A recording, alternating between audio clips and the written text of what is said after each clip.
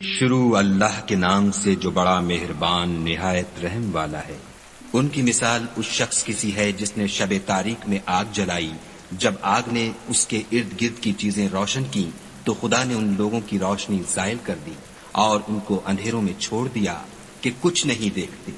یہ بہرے ہیں، گونگے ہیں، اندھے ہیں کہ کسی طرح سیدھے رستے کی طرف لوٹ ہی نہیں سکتے۔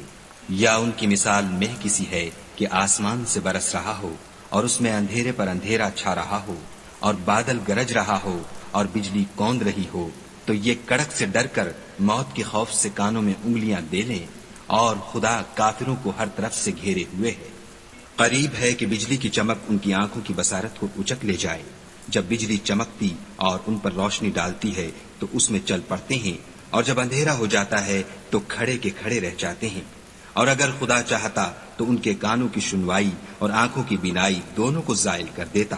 بلا شبہ خدا ہر چیز پر قادر ہے۔